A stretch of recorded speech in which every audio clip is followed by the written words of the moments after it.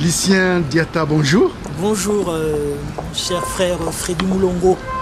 Voilà, nous sommes ici à Paris. Nous sommes très heureux de vous retrouver et de vous rencontrer. C'est une première, mais on aimerait vraiment d'abord mieux vous connaître. Qui êtes-vous? Je suis, je dirais, je suis congolais d'âme et d'esprit et de corps. J'ai grandi à travers les deux continents, l'Europe et je suis né en Europe. L'Europe est ma chère patrie Congo. Et j'ai évolué dans une biculturalité qui fait que j'ai essayé de prendre ce qu'il y avait de positif du côté africain et de positif du côté occidental. Je me suis fait ma personnalité, mon personnage, hein, ma personne je dirais. Et aujourd'hui je suis un épris de justice depuis que ce crime est à cœur. Ça fait maintenant plus de 8 ans que je suis dans le combat de la contestation. J'ai commencé, comme tout autre, à manifester dans les blogs. J'avais un blog dans une rubrique qui s'appelle, j'ai bien pour le nom, Courrier International, où j'invectivais beaucoup les hommes politiques. Après, je suis passé à une autre phase. J'ai créé une association qui s'appelle le Front Bantou, parce que je me suis rendu compte que les Congolais bantous d'origine se retrouvaient dans une situation un peu où la crise identitaire, le repli sur soi, tous ces, je dirais, ces caricatures leur affaiblissaient intérieurement. Et je me suis dit, suite à la lecture que j'ai faite du livre de Désiré Bolia, Que Dieu ait son âme, l'Afrique en kimono, je me suis rendu compte que il nous demandait à ce que nous puissions nous baser sur notre culture afin de trouver notre équilibre et notre développement. Et c'est ce que moi je prône, c'est qu'aujourd'hui, à travers le Front Bantou, nos valeurs africaines doivent être mises en avant, et à travers ça, nous allons être nous-mêmes, et derrière, nous pourrons construire cet homme congolais qui est celui qui doit être. Mais Lucien Diatta, lorsque vous parlez de valeurs bantou que vous devez promouvoir, mais dans les valeurs, il y a aussi des personnalités. Quelles sont les personnalités que vous mettez en exergue au niveau du Front Bantou?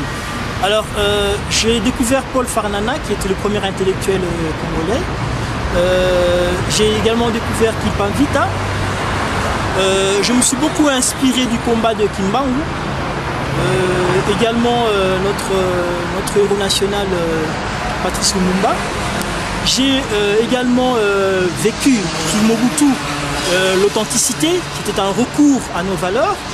Et puis je me suis rendu compte aussi du fait que tous ces principes-là nous ont servi ici en France. Par exemple, les Camerounais, les Ivoiriens ou les Sénégalais nous trouvent que nous les Congolais, quelque part nous sommes ensemble parce que nous avons su mettre en avant nos langues nationales. C'est-à-dire qu'on parle le lingala et ça nous fédère tous. Ce que d'autres ne savent pas faire. Parce que si vous êtes au Sénégal, si vous ne parlez pas Bambara, vous ne parlez pas l'autre langue, le Wolof, eh ben, mais nous, on a su nous mettre en avant par rapport à tout ça.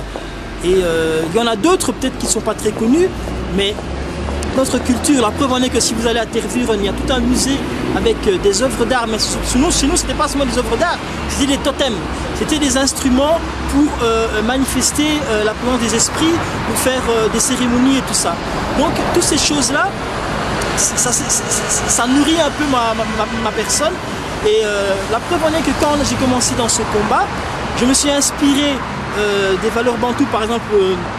Quand je prends la prophétie de Kimbangu qui parle des Banabilaka, donc on a fait un travail chez mon ami et frère que je salue, Inzembo, avec Nzaï sur ce sujet, et on s'est rendu compte que nous étions appelés, nous, à défendre notre pays, mais nous ne sommes pas seuls. Donc il fallait qu'on aille vers d'autres, découvrir d'autres groupes, d'autres associations.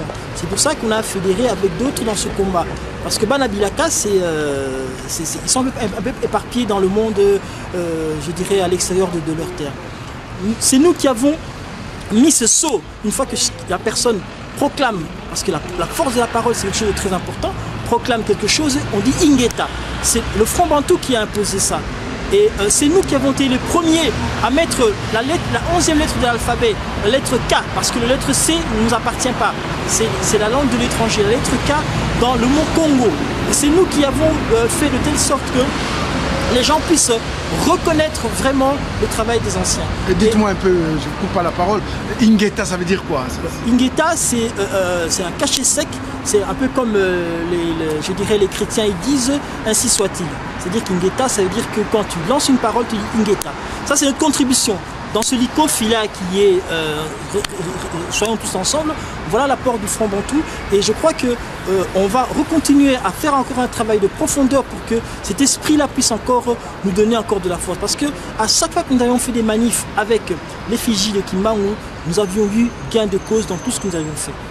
On a eu pour preuve ce qui s'est passé à l'Élysée-Montmartre. Nous étions là avec Kimbangu quand les policiers nous ont chargés.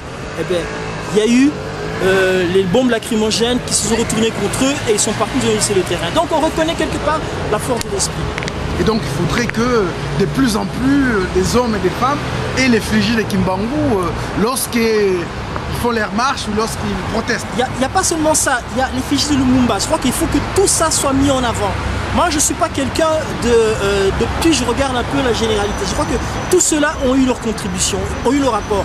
Donc aussi bien Paul Farnana, aussi bien Kimba Vita, il faut que nous accaparons ces symboles parce que nous avons ça, c'est notre héritage culturel et on doit s'en servir aujourd'hui. Alors Lucien Diatta, vous savez très bien que les combats, la lutte, mais aussi la marche de la résistance, c'est pas toujours facile. Il arrive aussi de recevoir des coups, il arrive qu'on soit diffamé, il arrive oui, qu'on soit injurié par rapport au combat que les autres ne comprennent pas ou ne saisissent pas la portée immédiatement. Alors lorsque cela vous arrive, comment vous réagissez?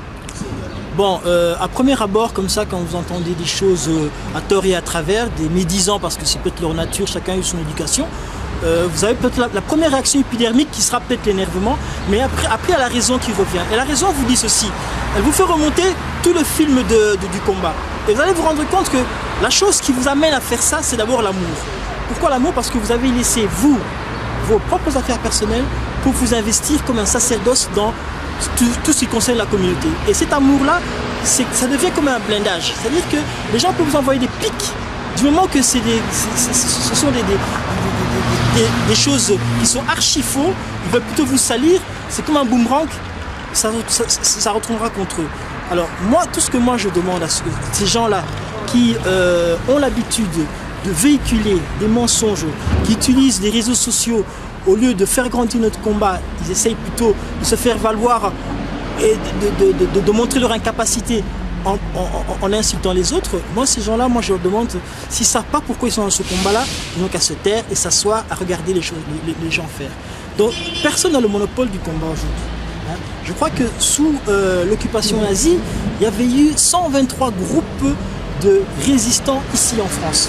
Ces 123 groupes de résistants ont su se fédérer avec la dynamique que lançait le général de Gaulle et ils ont su mettre un réseau commun avec Jean Moulin et tout ça pour que tout ça, ça puisse bénéficier à la France. Mais aujourd'hui, je crois que nous les Congolais, on doit apprendre à respecter. D'abord, c'est la base de tout, c'est le respect.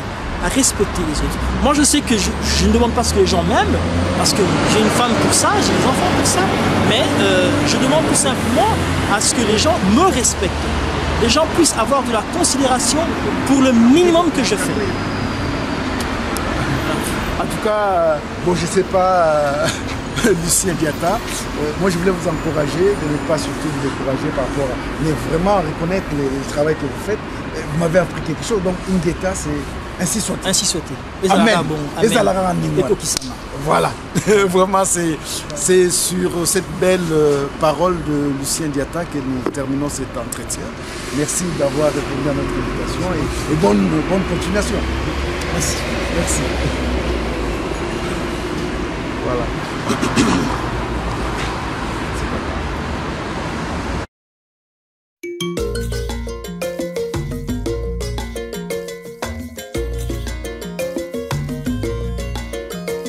Réveil FM International. La radio qui vous écoute. Réveil FM International. La radio qui vous écoute.